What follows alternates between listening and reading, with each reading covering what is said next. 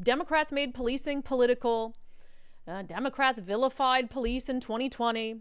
Still going on to a great extent in a state like ours. And so I think police are just always worried about what they do and how it's going to be perceived by the public versus whether they just do what needs to be done and they just let members of the public whine about it if they choose to do it. So such is the case for an incident happening right now in Port Orchard at South Kitsap High School. Let's talk about it in our segment, Unbelievable. Dun, dun, dun, dun, dun, dun, dun, dun, dun. So this story is making the rounds on social media. We've been working to confirm aspects of it. So I know you guys have been saying, are you going to talk about this? Are you going to talk about this? We've confirmed sort of everything that was going on here. So there was an incident on November 20th at South Kitsap High School. This is what the Port Orchard Police Department said about it at the time. It involved 3 students, and it's a pretty significant crime. So it said on November 20th, officers were dispatched to South Kitsap High School for the report of a student who'd been hit in the head with a pole. Officers arrived, contacted a 15-year-old female who was in the nurse's office. The student had a head injury and was being treated by school staff. South Kitsap Fire and Rescue was dispatched to provide medical aid. She would eventually be transported by aid to a local hospital for additional treatment. Officers contacted an additional victim, a 15-year-old male, who had been the original caller to 911. The male had also been hit in the head, sustaining an injury. He received medical aid. He was taken by private vehicle to a local hospital for additional treatment. So 2 15-year-olds hospitalized, okay? What happened? Officers identified a suspect and developed probable cause to arrest a 16-year-old male, another student, for reckless endangerment and assault in the 3rd degree. The suspect was contacted in a classroom and arrested. He was booked into the Kitsap Juvenile Detention Center. Additional charges may be filed. It said the investigation determined that the suspect had dropped a metal pole from a landing above where the 2 victims were seated, and it struck both of them. So this 16-year-old student dropped this gigantic, heavy metal pole for God knows why off a landing, and 2 kids were seated below and were hit with it. And the injuries to one of them in particular was incredibly severe. In fact, there's a GoFundMe up right now for her. It says, support Hannah's recovery from traumatic injury. She's a sophomore. She is a cadet with ROTC. It says she has dreams of enlisting in the Navy. She said she was at school that day, was the victim of a violent act. Says they've spent 8 hours in the trauma unit at the hospital and literally were worried that she was going to die. She received several stitches in the back of her head and was diagnosed with a traumatic brain injury. She was also briefly knocked unconscious after this other student threw a pole off an elevated area onto her where she was sitting. So she has a traumatic brain injury. So that's how significant this there was nothing, unprovoked attack was. In the hospital, ICU, traumatic brain injury, stitches to her head. Okay? So that happens. That's all unfolding. The principal at South Kitsap High School sends this email out to parents. It says earlier today there was an incident. A student was engaged in unsafe behavior. Okay, that to say it lightly. Says that police were called. A decision was made to enter the classroom and remove the student who committed the unsafe behavior from campus. We have a long-standing partnership with Port Orchard Police, and we'd like to share Chief Matt Brown's response to the incident. So this is what was sent from the school, quote from the chief of police, as like this just happened, right? This girl is still in the ICU at the time with a traumatic brain injury. The police chief says, this was an error in judgment, and officers should have made their arrest out of the view of other students. It was not our intent to cause disruption. The officers have been counseled, and we will ensure our department is more cognizant of sensitive situations in our schools. We value our relationship with the South Kitsap School District and intend to be better partners moving forward. Understand this for a second. This kid throws a giant metal pole off a balcony, injures 2 students, sends one of them to the hospital with a traumatic brain injury. And the police department's apologizing for arresting the student in front of other kids. So I'm actually pleasantly surprised that parents and students were like, what? There were parents and students all over social media contacting us saying, why is the police department apologizing for how this kid was arrested for doing something that could have killed two fellow students? Like, what in the fresh hell is going on here? And students were upset with how the school handled it as well. And the school sent out that statement that really seemed to minimize unsafe behavior.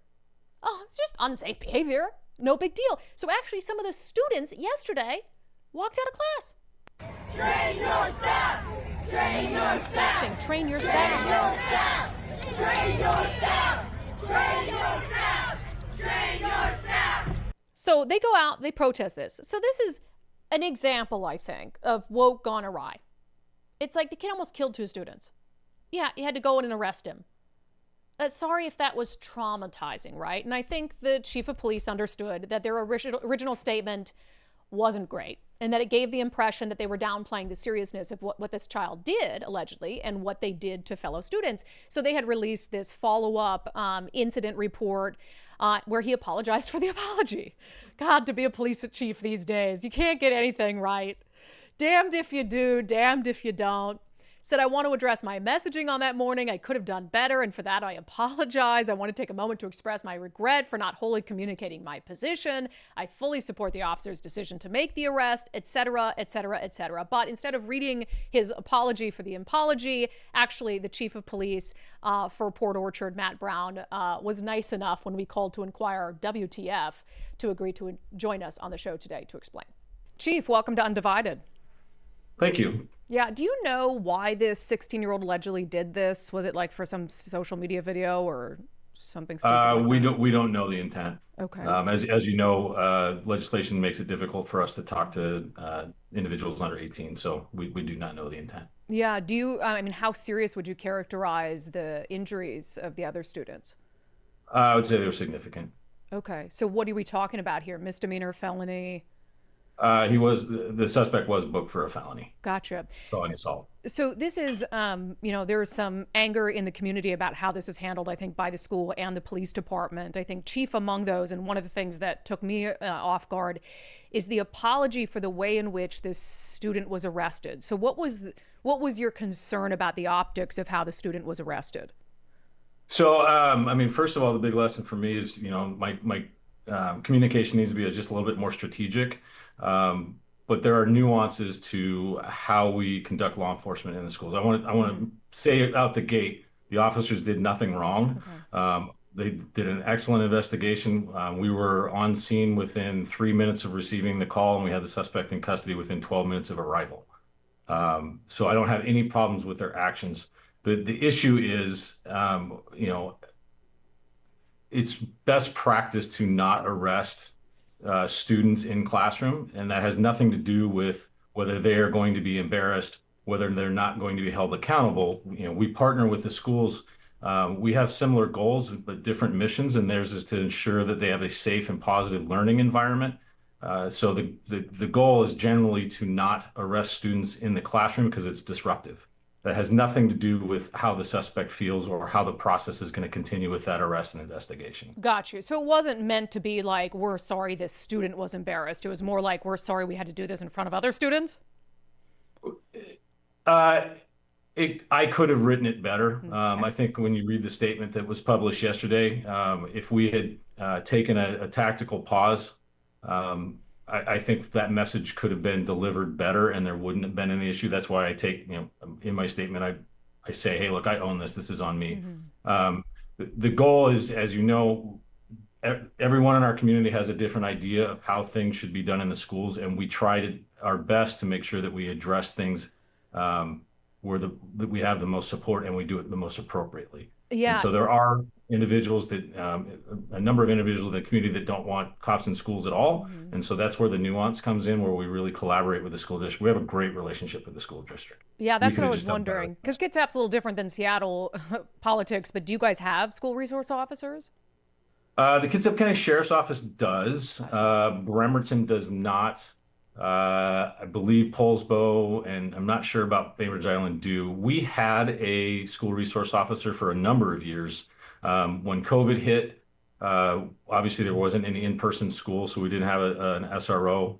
They went back to hybrid, and in 21, our staffing levels didn't allow us to do so. And as one of the fastest growing communities in Washington State, we're really trying to play catch up with our staffing levels, not only to get back to what we had, but to get more. Our calls for service have gone up about 40% since I got here in 2019. And so we want to have a school resource officer. The school district wants us to have a school resource officer. It's more about getting to the level where we have the resources to do so. Gotcha. And so just so I understand, it sounds like from your description, officers went into a classroom to arrest the student and take him out. Like, are we talking handcuffs in a classroom or what? Yes, and again, minimally disruptive, but we wanted to speak to the community to say, hey, look, this isn't normal. We try to do it outside, but we also don't explicitly say we're not going to go in there and do that. I mean, the classic answer in law enforcement is, well, it depends. Right. If it's appropriate to do so out of the classroom, we will. Or, you'll have security or another staff member walk in, escort the student out. But there may be times when it's absolutely appropriate for us to say, nah, we appreciate what you want, but this is a better tactical decision, and then we will go in and get them. Yeah, well, I think that's important to say because, people like to make promises, but you can't make a promise. You don't know what situation you might be confronted with in a school. And to say, we'll never arrest a kid inside a classroom, I think would be a promise that you wouldn't be able to keep necessarily. So what would your message be to students, these students who were injured and their families who saw your initial statement and were very frustrated by it? Well, I mean, again, I apologize. We can always do better. My agency has a very strong debrief culture, and part of that is anytime we have an incident, whether it be small or large, we sit down and we say, hey, what can we do better? And that goes up and down the chain. We talk a lot about leading up, and I expect my staff and the community when I step wrong and trip, like I expect them to say, hey, can you do better next time? Because that's how we continue being professional and we continue moving forward. So obviously this is incredibly tragic for the two students that were injured, and our hearts go out for them. Again, we are here for public service and being here for our community. And the fact that I put out a statement that caused a little bit of a lot of confusion and misunderstanding instead of being able to have that more succinct is disappointing. But I own that, and we'll be better. Hey, because again, we don't want the community. I mean, you already have a tragic incident, and you don't want to compound the problem with misinformation or misunderstanding. Yeah, well, I appreciate that introspection, and I think parents will too. And that's really all we can ask for, right? Is what do we do wrong? What do we do different? And I think there's some compounded concern here about the disciplinary environment within the school, which really isn't your area. I mean, they have to deal with their discipline. If there's a criminal act, you guys have to deal with it. Sounds like kind of what went wrong here. And so I think there's a different disciplinary issue that the school needs to address, and hopefully they'll come on with us and do that. All right, Chief. Well, I got no problems with that. Sounds like you guys figured out what you did wrong, move forward from there, but we appreciate you coming on to talk to us about it.